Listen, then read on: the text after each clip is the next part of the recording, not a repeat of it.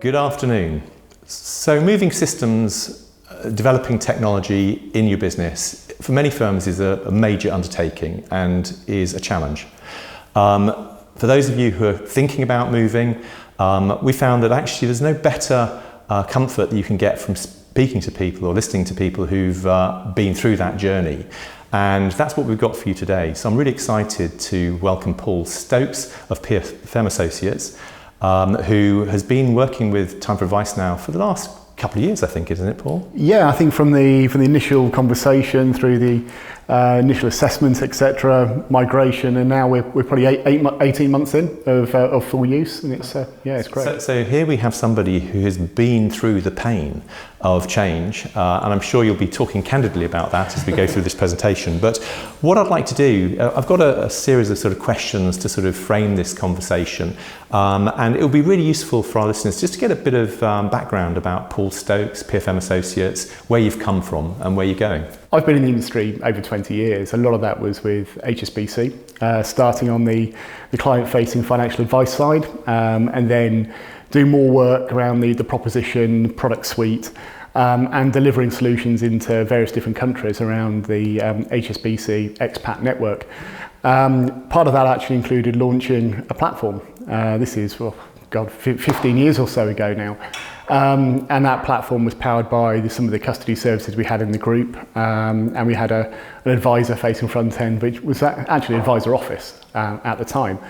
And that, I think that put me in a really, really good position to start understanding the client touch points on the technology side, looking at integrations into the banking systems as clients wanted to see more and more about what they were holding investment-wise online. And then also how that actually benefited the sales teams and the advisors to deliver that great service to clients. After my time in the financial advice world with HSBC, moved across to the asset management world, looking at delivering again different solutions for clients who had special needs, be they UK resident DOMs, US taxpayers. And then was that where we first met? No, it's a little bit after that actually. Oh, was it? Yeah. And then after moving back to the UK from the Channel Islands, worked on restructuring the UK discretionary investment businesses and the proposition there. Part of that was significant investment in technology, looking externally at the likes of FNZ for delivery of that. And then after the first wave of migrating assets, I moved across to a wealth management boutique who wanted to get more involved in the IFA space. Okay. In fact, I think that's where we first met, as we were looking at solutions there. That didn't pan out with regards to the way I felt it should go. So I stepped away with another gentleman, Richard Rhodes, and we decided to go on this journey together. Yeah. So we, in February 2019, we took a majority stake in PFM. PFM's a great business. It's the thing we loved about PFM on day one was the focus on client service and always doing the right thing. So it was a great opportunity to get a business, and we also saw it needed some investment in technology. It was running on Advisor Office, which was doing exactly what they wanted it to do, but as people looking to the future, we wanted it to do more. We didn't feel that was possible, and also technology, the pace of change you see is just so dramatic all of the time, and we were thinking that whatever might be right for the current time could change very, very rapidly with future development, with AI, and with different methods of client interaction and how that changes. So just sort of jumping in there, because obviously PFM had a history, you say, with Advisor Office, so you've been using it for quite some time. And what was the sort of the feedback you were getting from people within your business when you suddenly said, "Oh, we're thinking about changing all of this"? Because change is quite uncomfortable, I think.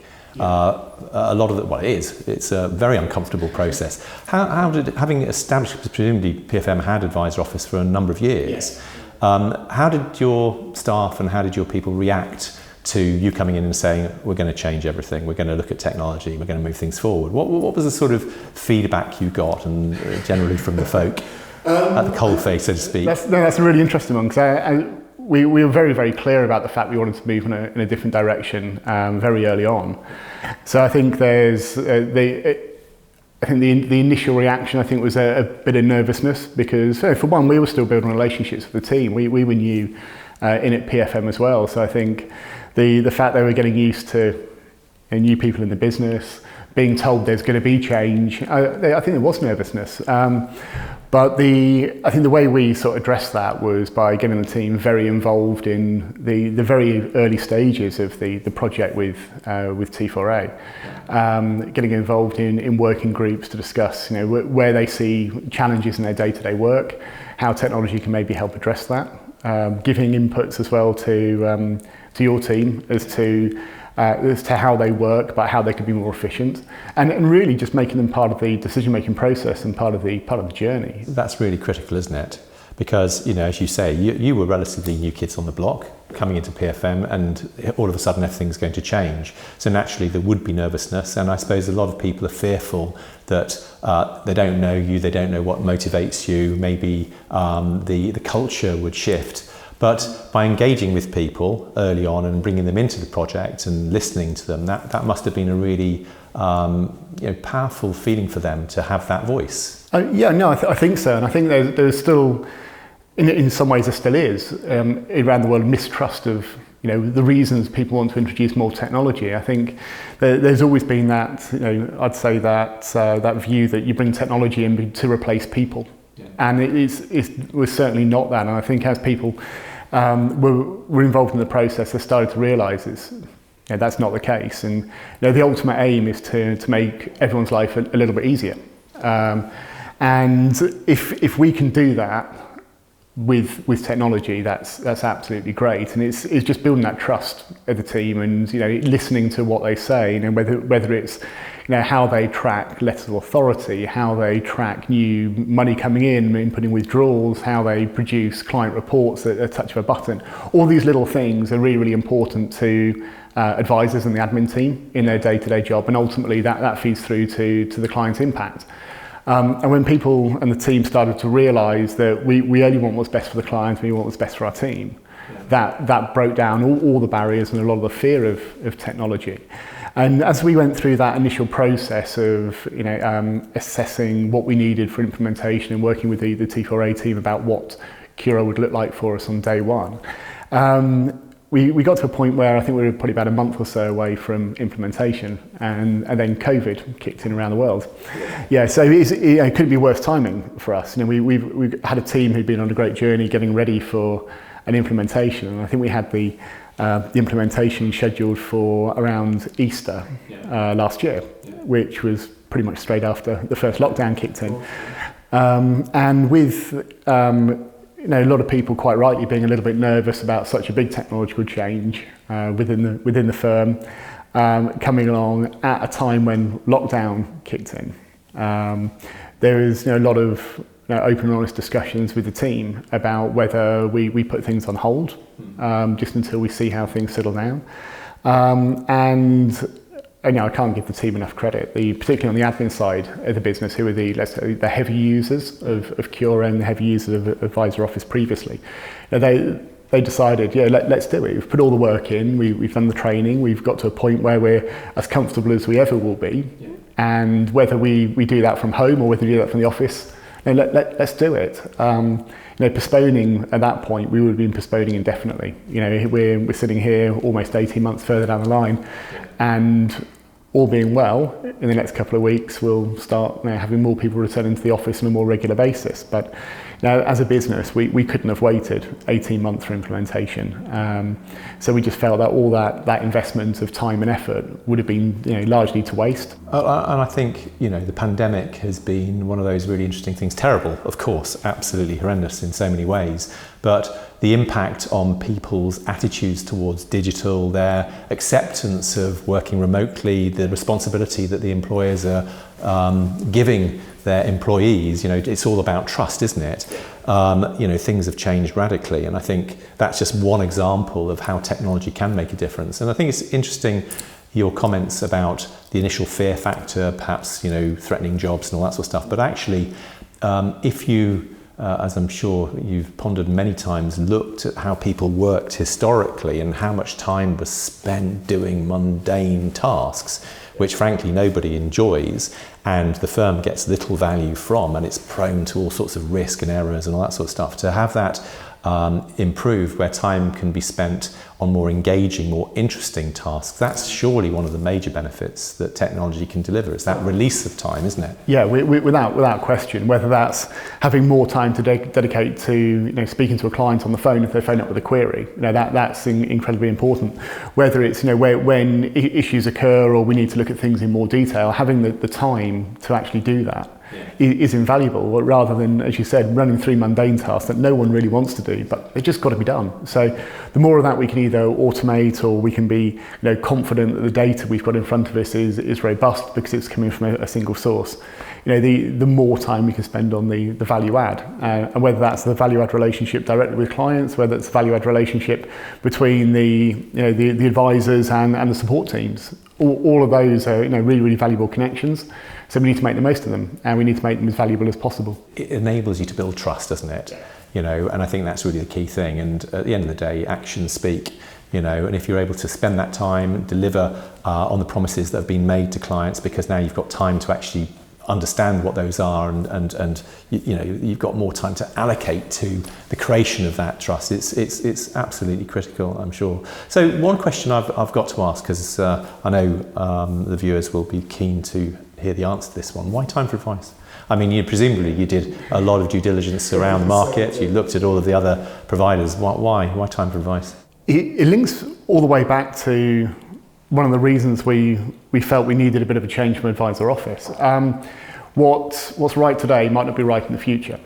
And that's for a number of reasons. So one of the things we really liked is the fact CURO's built on Dynamics, Microsoft Dynamics, and we know the sort of money and budget that Microsoft have behind them, and they're pumping that into the service to continually develop it, continually update it. So there's a large element of future proofing that we saw with regards to that. Another one is we do have ambitious plans. We do want to partner with other firms. And again, if what's right today for PFM might not be right for, let's say, a firm we choose to partner with in the future.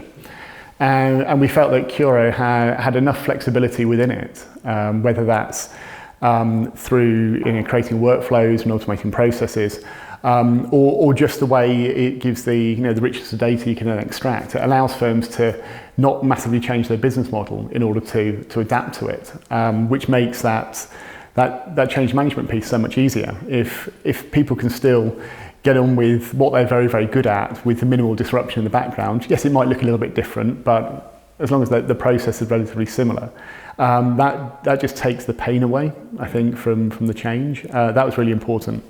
Also from day one, so Rona, you were always very honest with us about you knew what you were good at, and you always held your hands up and said, well, we don't do this, we don't do that, we don't do this, but we'll partner and integrate with people who are very good at it. So we've also found, utilising various elements such as, the smart search integration, FE analytics, Experido on the document production, all these things make our life so much easier by utilising those third-party integrations that you've worked hard to put in place. And it is refreshing to see that we're not being pushed into a road where we can only use CURO. We use CURO, but we actually benefit from these third parties to deliver the client service we want. And that's really, really important, because, again, what might be right for one of your clients might not be right for us, and so on. Well, I mean, we're quite clear. The industry is so vast. The requirements of the client, your client and our client, you, are so diverse. No one solution fits all. So we're very much a best of breed business. We want to make sure that rather than build and develop, we integrate for a number of reasons. And a lot of it is lessons learned from Key Software days, my previous business, where we did want to own the entire wallet of the client, and so we built everything. And it was really interesting because we found that as soon as we built one product or another product, we had to support it. And if we only got one client, we had to support it. It was a complete waste of time. There's only so much you can do to add value, and our focus is all CURO, and that's where all of our intellectual capital goes, to create something that is continually evolving to meet the demands and needs of our clients, but also is sensitive to the world at large in terms of digital and the changing behaviours of your future clients, which again is going to be a conversation for part 2 of this interview. So back to CURO again, and obviously you're now 18 months or so into it. How has CURO improved or changed your business? I mean, I hope it's improved your business. There's an assumption, if ever there was one. Has CURO improved your business? And if so, how? Yeah, I think the first thing that we benefited from right back on day one was the ability to see our data in a way we'd never been able to get our hands on before, and really drill through. And as soon as you can see the data and drill through to various levels of it, you can start to just work on an ongoing process to clean it up. You start to clean up your data, you start to get a truer picture of whether it's the client, whether it's the business.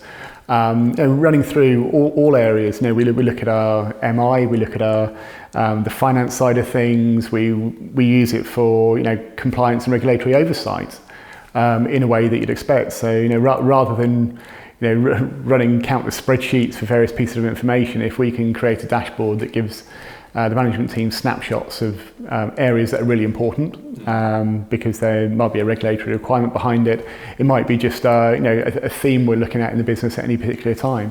If we can see it, we can manage it. We can do things with that data, and that's absolutely perfect for us. Also, it opens the door of possibility.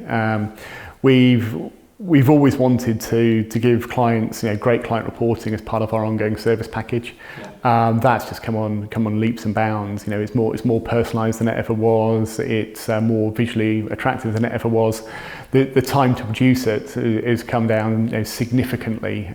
We've still got room to go and room to improve, but it's been an absolute game changer on that front. Whether it's reports that we actually get automatically sent electronically to clients, or whether it's something which we now send through to a mailing house for binding up and sending out in a way that's a little bit glossy and gives clients something to hold on to. They can see the work and investment we're putting in, and in my role, I observe client meetings on an occasional basis, and some of the feedback I get from clients is already highlighting the changes that they've seen in client reporting and interaction over the last 18 months, and that's really good to hear. We can have what we think are the best ideas in the world, but until you get the clients to say, yeah, that's working for us and it's really good, you never know you're quite there. So yeah, great to hear. And I think that's a really good point, because so much time is spent compiling client reports, using the traditional model. And the reason being, of course, is traditional back office systems are products, and their outputs are pretty standardized, and they might not be in your tone of voice, they might not be in your brand, and therefore the behaviors that we see sort of creeping into business is firms taking the elements from various multiple different sources and then cutting and pasting them into Word templates. So spending 5 or 6 hours on a report, which actually, if you're using a modern technology solution that feeds data into your own templates and allow you to create those automatically on demand, the difference is massive. And this is a theme that we're hearing time and time again from firms that have really got into the utilization of SmartFlows, Experdocs, which is a brilliant technology, which is why we roll it as part of the license, because we think it is utterly transformatory. The potential to take away stuff in exactly the same way. Business intelligence, I'm not sure if you're using business intelligence, Power BI, and it'd be interesting to get your thoughts on that. But again, the number of firms that we see using Excel spreadsheets where they're managing all of their MI on multiple spreadsheets, each with multiple tabs, it's taking days of senior management time putting it together. It's barking. Whereas, of course, firms who've adopted the technology, they've got all of that information presenting precisely the data they want from any device on demand. All that time is gone, which means it's much more accurate and it takes no time. What's the not to like? Yeah, it's absolutely crazy. People don't look at utilising that and taking advantage of that. And you can look at so many businesses, not just in our industry, where one of the biggest issues is keying in data in multiple places, and just the chance of human error. And one of the things we always talk about in the business is if we need to store data, where do we store it? And the first answer I expect from anybody is can we get that in CURO? We get it in CURO, we can get it out again, whether that's directly or whether that's up through Power BI and business intelligence, which we're starting to implement in order to take our, let's say, oversight of data to another level. So just knocking off then, to finish off with this interview, there's one more question that I need to ask you. It's on my list here. It says, what would you say to other advice firms looking to move their back office systems? Right. I think number one is have a really clear picture in your mind about what you want and what you're looking to achieve, and think about how your business is going to be looking in 5 or 10 years even, and making sure you can get something that's going to go on the journey with you. The technology's got to be there. You can't think about going through such a big change program every 4 or 5 years, because what you've chosen is something that's obsolete. You need to be future-proofed. Otherwise, that constant change will just be a distraction to doing what you really want to do, which is delivering great service to your clients. Also, really, it's got to be a team effort to go on that journey. Change is always difficult. We were saying that right at the start. And the most people who make the decision around the change aren't the people who do the job day to day. So you've got to talk to your teams. You've got to understand what will make their life easier. How can they do their job better? How can they provide better service to their clients today, tomorrow, 5 years time, etc. And really listen to that and make sure that you take what they need, take what your clients need, and then put that into your plan. And then at every stage of the journey, you have your team giving the feedback. You have the team thinking about what the client impact is going to be of every single change you make, and just listen to them and do that. To sum it up with Microsoft's mantra, think big, start small, just start. Yeah, definitely. Just have that conversation within the business. Just brainstorm. It doesn't hurt anyone. Yeah. So just listen to what the team are thinking. Listen to what your clients are saying. Whether that's through a client survey, whether it's the phone calls management teams often make to their clients. I do on a fairly regular basis. I'll speak to a client for various reasons. I always ask, what can we do better? Yeah. And listen to it, and then take that away. Sit down with your teams and the people who can affect change in your business, and make that change. Fantastic. Paul Stokes, PFM Associates. Thank you very much indeed. That was fascinating. Really appreciate that. Thank you.